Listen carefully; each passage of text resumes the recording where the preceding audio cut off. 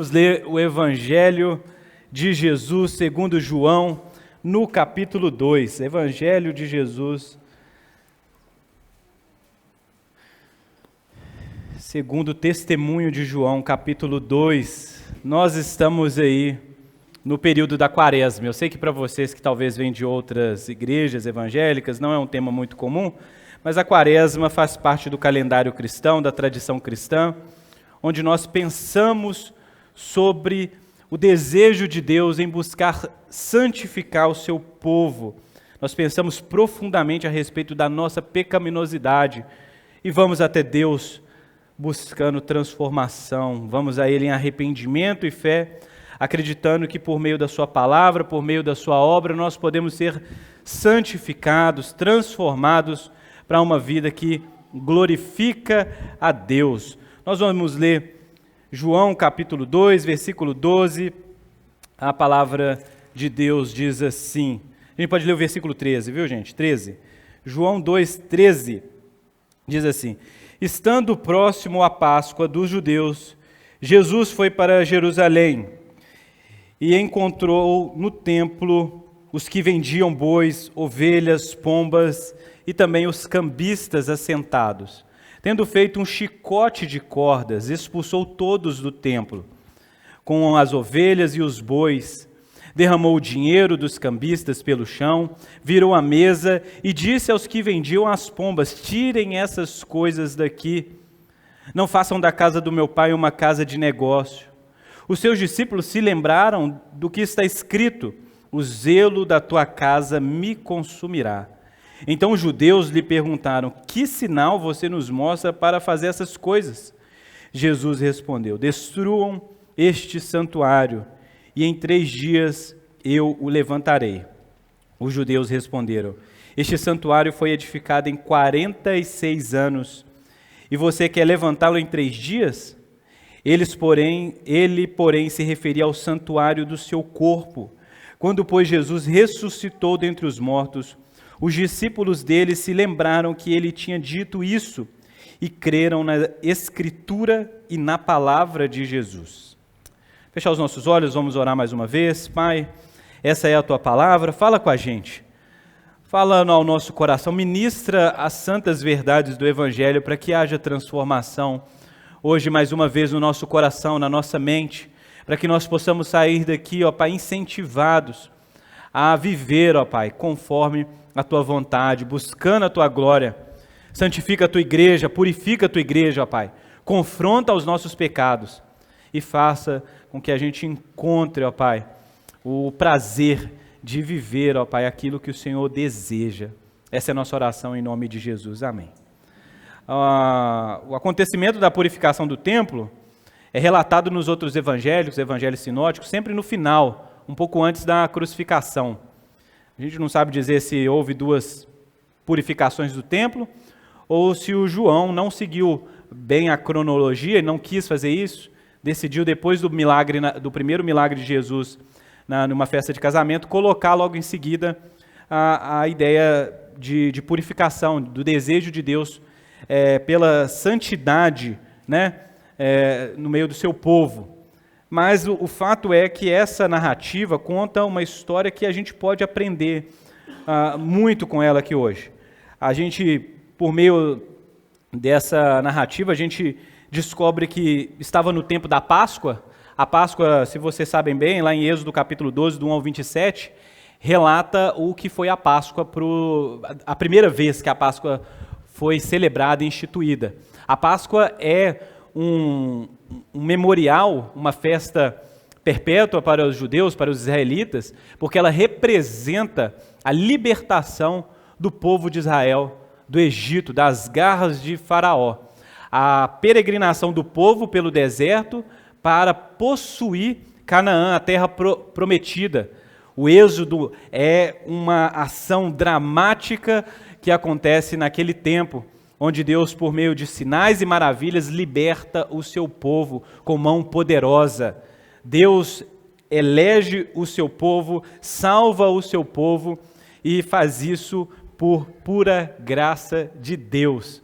A Páscoa representava para todos os judeus e israelitas e quem é Deus, o que Ele é capaz de fazer pelo seu povo. Mandamento perpétuo para os israelitas, deveriam celebrar todos os anos, o que fazia com que Jerusalém ficasse fervendo de pessoas das próprias regiões da Judéia e da Galiléia, mas também pessoas judeus da diáspora, que vinham de todos os lugares do Império Romano para esse momento de celebração e de culto a Deus, de lembrar os grandes feitos de Deus, lembrar que eles eram povo de Deus, que eles foram chamados para uma aliança, para ser povo santo de Deus, um povo que é resgatado com mão poderosa, com graça. Então, é nesse exato momento de movimentação em Jerusalém que Jesus está passando pelo templo, e o templo era lugar fundamental, porque o templo é o lugar de sacrifício,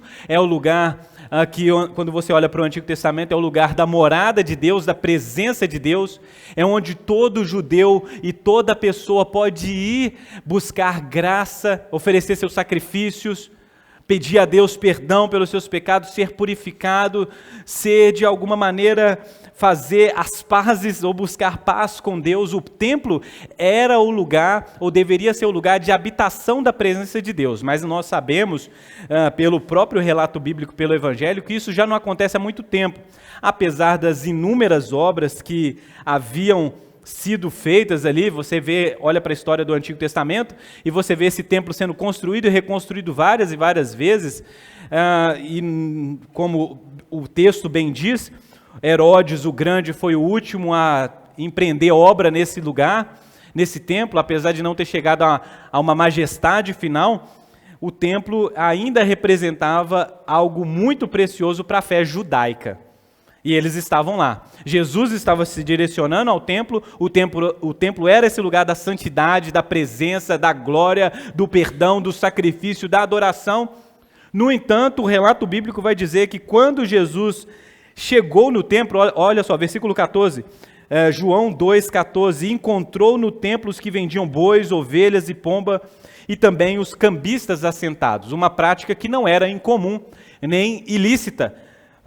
Quando você pensa que, imagina só uma pessoa que estava no extremo norte do território israelita, fazer grandes viagens com as suas ofertas talvez não seria o ideal. Talvez o ideal seria trazer recursos e comprar os animais próximos ao templo, a próxima Jerusalém, poder oferecer então as suas ofertas ali. Havia algo que eles deveriam zelar, né? A fato de haver cambistas ou pessoas que trocavam moedas ali, como é que chama no tempo de hoje? Esse pessoal, tipo casa de câmbio, né? É isso mesmo, cambistas, né? Pensei que tinha outro nome. Doleiro ali, né? Imagina só que a pessoa estava espalhada por todo o Império Romano e tinha vários tipos de moedas. As moedas eram cunhadas com o rosto do imperador, algo extremamente ofensivo à fé judaica, né? Já que nós só temos o Deus de Israel, é o rei de todo mundo, pensa sobre isso. Então, era como se o judeu de outros lugares chegassem com uma moeda, essa moeda era trocada por uma outra moeda que aí sim poderia ser aceita no templo de maneira menos ofensiva. Eles estavam preocupados com isso, né? Era algo legítimo. No entanto, o versículo 15 vai dizer para a gente que Jesus fez, tendo feito, olha só, Jesus, eu imagino ele olhando para o templo, olhando ali para o átrio, essa região onde era feito o comércio, né? Você tinha no templo o átrio, o santo lugar e o santíssimo, né? O santo dos santos, ou seja, no átrio, um lugar destinado a gentios ali. Você tinha um lugar que poderia homens, outro lugar que poderia mulheres e outros que poderia gentios. Pessoas de outras nações poderiam de alguma maneira oferecer culto ali. Nesse lugar, sendo comercializado animais e havendo esse lugar de troca de moedas também, né? Um lugar dos cambistas. Então Jesus, olhando para isso, ele vai fazendo um chicote. Imagina você, ele olhando para isso, e os discípulos olhando para Jesus e percebendo, o que está acontecendo aqui? Jesus, como diz, artesanalmente, fazendo um chicote, ou, depende da versão, uma azorrague, né? Ele formando isso e tendo feito um chicote de cordas, expulsou todos do templo, como as ovelhas e os bois, derramou o dinheiro dos cambistas pelo chão, virou a mesa e disse aos que vendiam pombas: tirem essas coisas daqui, não faça da casa do meu pai casa de comércio, casa de negócio. A fúria de Jesus se acendendo diante daquilo que ele estava vendo. O que Jesus estava vendo? Vendedores de animais, que perceberam na necessidade legítima de que realmente muitas pessoas, estrangeiros, precisariam comprar animais, sejam bois, ovelhas, pombos, para oferecer sacrifício. Jesus vendo nesses comerciantes ganância, maldade, pecado. Pessoas que, através de uma coisa lícita, transformaram em algo corruptível, doloso ao estrangeiro. Cambistas, talvez vendo nessa necessidade real uma oportunidade de lucro, uma oportunidade de subjugação. Se isso não fosse suficiente, isso era feito no templo. Isso deveria ter sido feito em outro lugar, mas o templo, o lugar da adoração, o lugar da presença de Deus, o lugar do sacrifício, o lugar da adoração, se tornou um lugar de comércio, um lugar de lucro, um lugar de levar vantagem em cima das pessoas. A ira de Jesus se acendendo contra essas coisas. Se acendendo contra essas coisas. Pense você o que Jesus estava vendo. Comerciantes, vendedores, cambistas, fez um chicote. O texto, ele não diz que Jesus saiu chicotando as pessoas ou os animais, mas como uma expressão, símbolo de ameaça mesmo. Com o seu chicote, talvez girando, mexendo ele, tentando demonstrar essa fúria para que as pessoas tivessem medo e pudessem sair dali, correndo, porque alguém estava furioso. Furioso. Um certo tipo de ira santa. E certamente uma ira santa. Expulsou todos do templo. Muitas vezes no Antigo Testamento, a gente percebe também um chamado à purificação. Quando a gente vê Ezequiel, Zacarias, capítulo 14, quando a chegada do Messias é marcada com um ato de purificação de Deus a Israel, de que Deus certamente iria purificar, limpar, confrontar os pecadores, mudar o que era corrupto em santo. Na chegada do Messias, certamente isso iria acontecer. A chegada do Messias, que representa a salvação, representa também a chegada do juízo, para que haja purificação. O combate com o mal, o confronto com as forças das trevas, o confronto com governantes, com aqueles que fazem o mal. O Messias iria chegar e iria punir os malfeitores. E na punição dos malfeitores, Israel seria salva, experimentaria paz. Olha só, juízo e salvação, mensagens que vão caminhando lado a lado. Então Jesus expulsa todos, derrama o dinheiro no chão, como se esse dinheiro não tivesse valor, vira as mesas. Uma coisa que nos faz pensar em uma verdade, que a gente às vezes pensa em Jesus de maneira desequilibrada. Nós pensamos em Jesus como uma pessoa que talvez não, é tão pacífico que não teria coragem de pisar em uma formiga, de tão bondoso que é Jesus. Ou Jesus é tão bondoso que ele não seria intrometido de chegar na nossa vida e confrontar nossas opiniões. Jesus não quer, ele não é esse tipo de gente sem educação, não é isso que nós dizemos? Que Jesus não é essa pessoa sem educação, ou Jesus é uma pessoa que respeita a gente, os nossos espaços, a nossa identidade, a nossa criação, um Jesus amoroso, bondoso, que te abraça e pega no colo. E quem é Jesus? Jesus não confronta os nossos pecados. Jesus não fala aquilo que está errado na nossa vida. Isso é coisa de crente inconveniente, mas Jesus não. Jesus, ele nos aceita como ele é e não deseja fazer essas coisas. Ele é amoroso, gente. Vocês não viram Jesus lá? Jesus hippie, não é isso? Jesus hippie, essa paz que não confronta o pecador, que não confronta o pecado, que não se ira contra a injustiça, que não se ira contra aquilo. É assim que nós projetamos esse Jesus. Não, Jesus não liga para o que eu faço, para o que eu trabalho, como eu me relaciono, como eu trato as pessoas. Jesus me ama, Jesus é amor. E certamente há verdade nisso. Jesus é amor. Jesus, ele ama mesmo. Mas se você comparar, e talvez esse Jesus aqui saiu do contexto, inventaram esse Jesus. Um Jesus que ira, um Jesus que arde em zelo, que vira as mesas, que derrama dinheiro no chão, que expulsa as pessoas e animais do templo. Que isso, Jesus? E o fruto do Espírito, cadê? Que isso, Jesus? Onde está o equilíbrio emocional? Você não é crente? Onde está Jesus? Nós percebemos que então há uma maneira santa de se irar contra o pecado, contra a maldade, contra a corrupção. Não se engane, o Jesus que nós adoramos e proclamamos o seu amor é o mesmo Jesus que voltará para julgar vivos e mortos. É o Jesus de Salmos capítulo 2, que recebe do Pai uma barra de ferro e está pronto a despedaçar as nações de toda a terra. A despedaçar as nações de toda a terra. Se você ler Apocalipse, que Apocalipse é uma coisa maravilhosa, tem muita glória e esperança naquilo ali, mas você vê Jesus como aquele que tem a sua roupa salpicada de sangue. Pense nesse Jesus, esse é o Jesus que nós estamos convidando você a adorar nessa manhã. Santidade é uma coisa que importa para Jesus? Culto é uma coisa que importa para Jesus? Adoração, como nós adoramos, é algo que importa para Jesus? Como nós criamos os nossos filhos, é algo que importa para Jesus? Há uma maneira santa e justa de fazer isso, ou nós podemos viver de qualquer maneira? Há uma maneira de ser igreja que Deus deseja, ou nós podemos ser igreja do jeito que nós quisermos?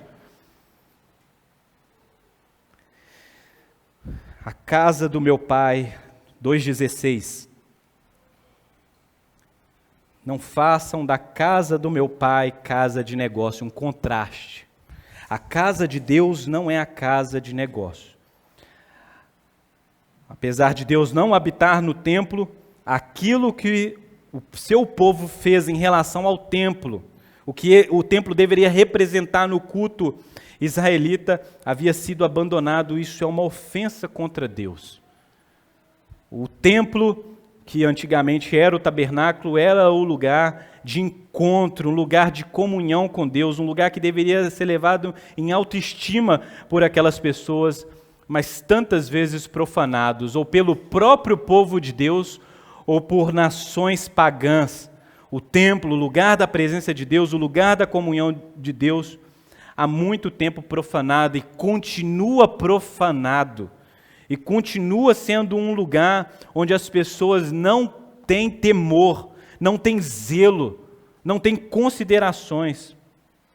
Nesse caso, as pessoas que estão profanando no templo, apesar dos líderes religiosos, os sacerdotes, serem responsáveis pelo templo, nós estamos aqui diante de pessoas comuns, comerciantes. O que é um comerciante? É uma pessoa que vê uma oportunidade de negócio. E ela começa então a fazer o seu lucro através daquilo ali. Olha só, nós temos comerciantes. Alguém viu uma oportunidade. Alguém viu uma oportunidade, uma brecha e uma ocasião para poder desenvolver negócio no templo.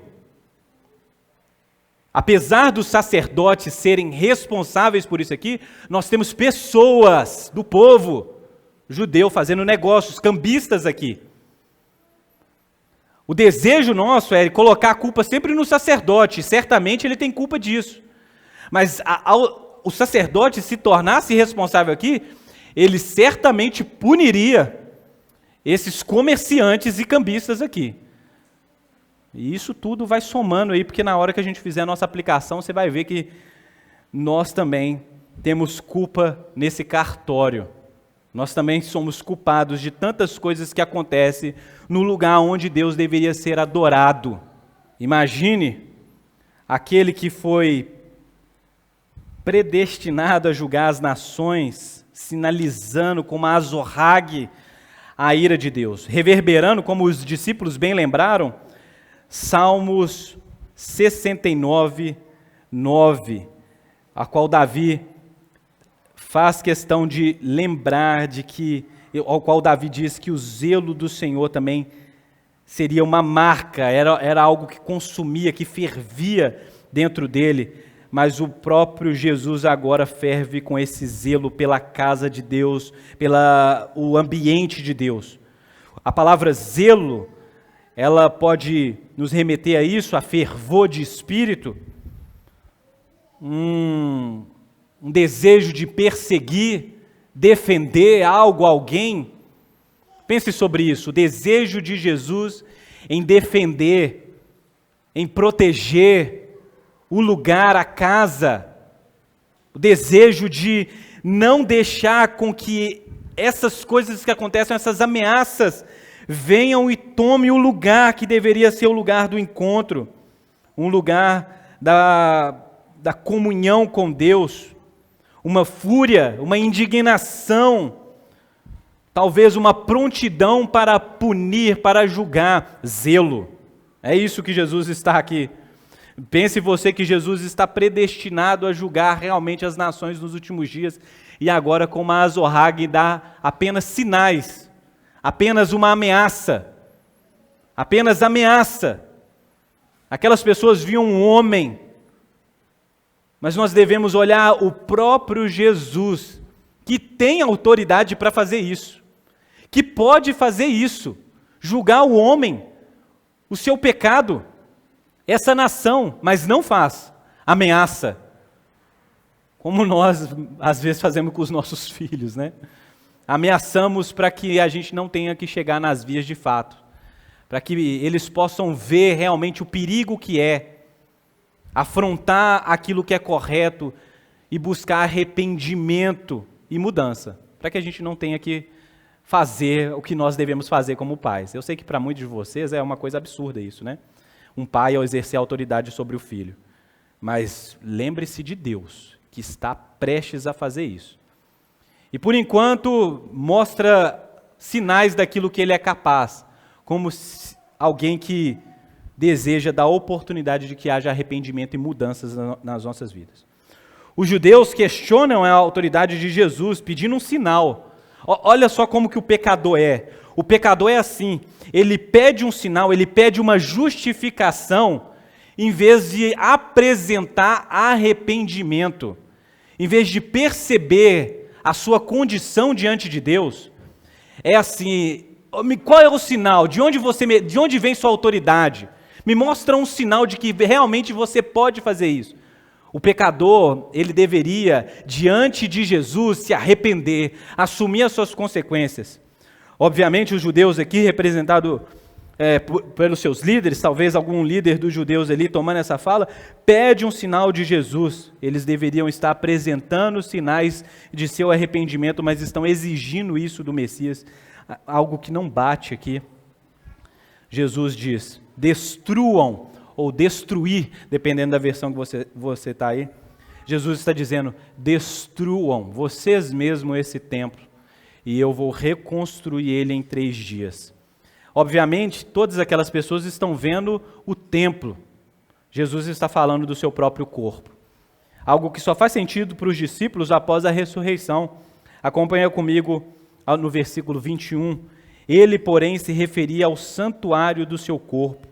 Quando, pois, Jesus ressuscitou dentre os mortos, os discípulos dele se lembraram que ele tinha dito isso e creram nas Escrituras e na palavra de Jesus. Os judeus e os discípulos naquele momento talvez só estavam vendo o templo, essa grande construção que Herodes ajudou a reformar ou a reconstruir.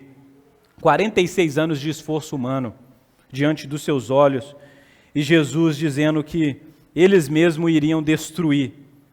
Mas Jesus estava falando do seu corpo. Jesus estava falando do santuário que era o seu corpo, que seria destruído de fato, ou morto por aqueles judeus, por aquelas pessoas, por nós pecadores, mas que ao 3º dia ressuscita dentre os mortos. Aquele templo já havia perdido a glória. No entanto, eles não percebiam o novo tabernáculo de Deus na terra. Eles não perceberam que Deus não habitava mais naquele lugar, mas naquele homem zeloso que andava pela Judéia e na Galiléia. Um judeu de Nazaré, uma pessoa que ao olhar para ele você não vê nenhuma beleza como o templo deveria ser. Um templo belo, esplendoroso, magnífico, grande, suntuoso, mas aqui está um homem, um judeu queimado do sol, alguém que anda cheio de poeira. Eles não sabiam que esse era o lugar da habitação de Deus, o lugar do encontro com Deus, o lugar da adoração com Deus. Adoração que inclusive não é mais feita no templo para nós, que somos chamados a uma nova aliança, mas uma adoração que é feita em espírito e em verdade em Cristo Jesus. Jesus, andando por aquelas regiões, ali estava o templo de Deus, ali estava o santuário de Deus, ali estava o lugar onde Deus morava, habitava. Jesus, o Deus homem, o homem Deus. Esse Jesus seria destruído ou morto por esses mesmos judeus e outras pessoas, mas esse mesmo Jesus, ou esse mesmo templo, ou esse mesmo santuário seria reconstruído ou ressuscitado. Algo que só faz sentido na ressurreição. Com isso, eu queria pensar em algumas coisas para a gente poder brevemente aplicar essa mensagem no nosso coração. Primeiro, que Deus se importa com a nossa vida, como nós cultuamos a Ele, como nós tratamos os nossos irmãos, se nós tratamos os nossos irmãos com ganância, com dolo. Certamente, quando Cristo chega na vida de uma pessoa, Ele irá promover reformas. E reformas tais que, num primeiro momento, será viradas de mesas, marretadas na parede. Você já viu uma reforma acontecendo? Vai quebrar muita coisa aí. Não ache que se achegar a Jesus é continuar tendo uma mesma vida. Jesus vai trabalhar na sua vida e para isso, talvez Ele use um certo tipo de força, uma santa violência, porque existem coisas em nós que precisam disso. No nosso caráter, na nossa maneira de enxergar o mundo, nós seremos confrontados, nós seremos levados a situações que nos exigem. A gente vai falar assim: Deus, você está me quebrando. E Ele vai falar: é exatamente o que eu quero fazer. Eu quero quebrar para reconstruir. Eu quero mexer naquilo que nenhum ser humano, nenhuma pessoa tem capaz de chegar. Eu vou chegar lá no seu coração. E chegando lá, virarei as mesas, expulsarei demônios, hábitos, costumes, sofismas.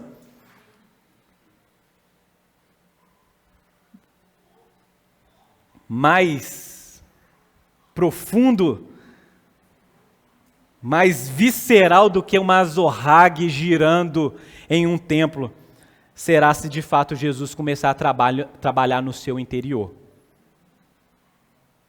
Algumas pessoas podem inclusive achar que essas exigências de seguir a Jesus, como nós conversamos sobre isso no último culto, pela vida do Emerson, seguir a cruz seja algo radical demais. No entanto, na segunda vinda de Cristo, nós teremos uma purificação muito mais chocante do que a de Jesus no templo. Você acha chocante aquilo que Ele fez naquele momento, próximo à Páscoa? Então você se prepare para quando Ele vir, na sua segunda vinda. Será algo que nos deixará de boca aberta. Melhor, a Bíblia diz que deixará todo ser humano prostrado diante de Jesus. Nós confessaremos por bem ou por não bem, que de fato Ele é o Senhor, de que Ele é Deus. Então o que a gente está fazendo com as nossas igrejas, com os nossos relacionamentos? A gente está transformando o lugar de adoração, nossas igrejas, em lugar de comércio. Não dá para a gente aceitar a ideia de que nós nos reunimos aqui para lucro pessoal. essa ideia demoníaca de prosperidade dos nossos tempos, de ostentação, onde um pastor pode ter um relógio de 150, 250 mil, enquanto tem gente no nosso meio passando fome. Não faz sentido isso. Enquanto nós estamos olhando para como eu posso me enriquecer, como que eu posso usar das minhas relações, da minha influência para ganhar vantagem.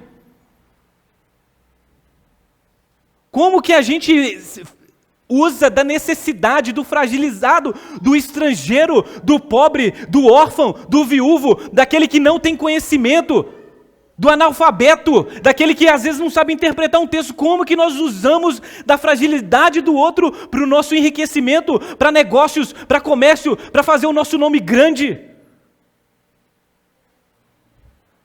Isso deveria causar em nós fúria, ira santa, zelo pela casa de Deus, zelo pela igreja de Deus. Nós não podemos achar que um desses caras que usam do seu poder para expandir o seu negócio, igrejas se transformando em negócios, franquias, nós não podemos achar que isso é normal. Não é normal. Não é normal. Igreja é lugar de culto, de adoração, de oferecer as nossas vidas como sacrifício vivo, de serviço, de fazer amigos, de salvar pessoas, de pregar o evangelho. O que passar disso não é nosso. Não faz sentido. Que Jesus possa trazer essa consciência de que Ele está irado contra todo pecado e contra todo pecador, todo iníquo que se manifesta no nosso meio, todo anticristo.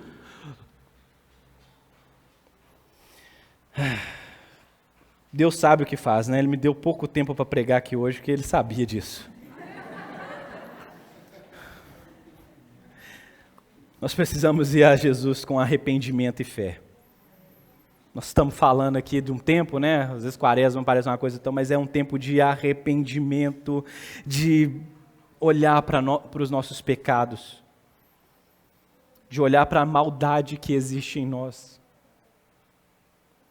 Fé em Jesus é arrependimento, arrependimento que nos faz reconhecer os nossos pecados, a nossa responsabilidade sobre o mal.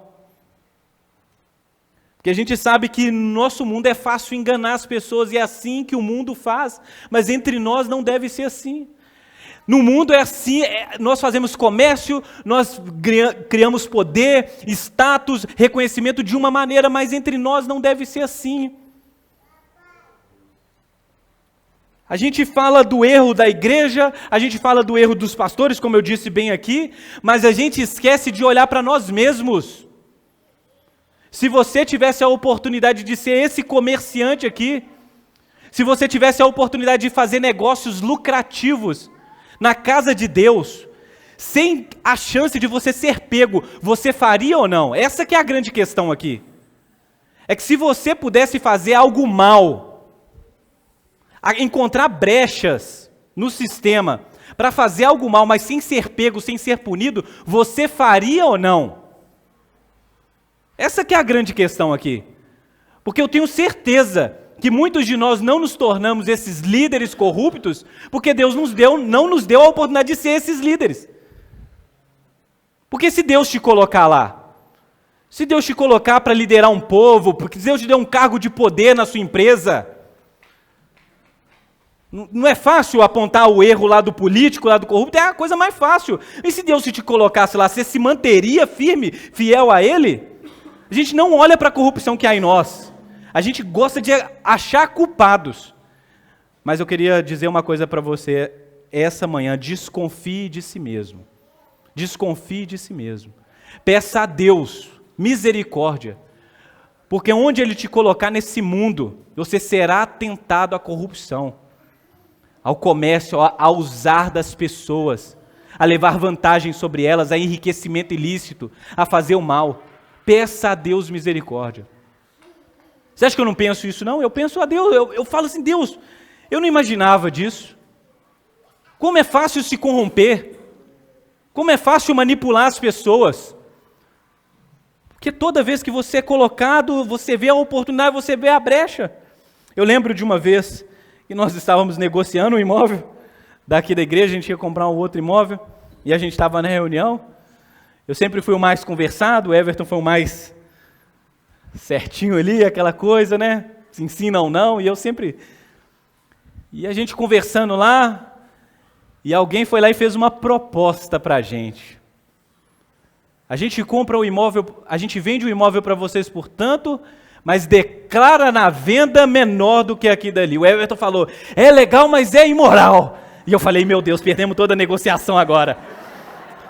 Falei, Jesus, a gente custou tanto para chegar aqui, o imóvel é bom e tal.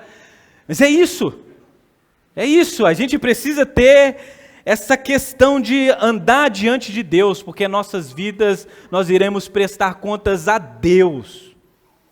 O mal que nós fazemos aqui é um mal contra as pessoas, é um mal contra Deus também.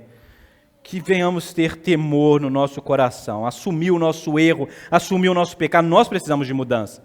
É muito fácil pregar para um pecador e falar, crê em Jesus, abandone os seus pecados, pare com isso e com aquilo. Olhe para si nessa manhã também e veja aquilo que precisa mudar em você. Fé em Jesus é arrependimento, é cruz, é negar a si mesmo. Não fazer amizade com essa maneira diabólica do mundo viver. É não ter comunhão com um homem perverso, é se levantar da mesa, como diz o apóstolo Paulo, quando houver pecado impenitente. Nós não podemos ficar achando que pecado é normal. E que não, ele é assim, eu não sou assim. Eu sou santo, ele é pecador. Não há normalidade nisso. Nós precisamos evidenciar que Deus deseja purificar o seu povo, a sua igreja. Deus ama a santidade. Mas uma coisa que aparece aqui no final dos versículos 21 e 22, que é algo extraordinário, é que quando os discípulos se encontraram com Jesus, e a ressurreição com Jesus fez com que eles assimilassem a Escritura, que é o Antigo Testamento, e as palavras de Jesus. Isso para mim é extraordinário. Porque nós olhamos para o Antigo Testamento como algo que não é mais útil à igreja evangélica. Muitos de nós temos essa relação com a Bíblia. O Novo Testamento tem muita coisa que serve para nós, o Antigo Testamento não.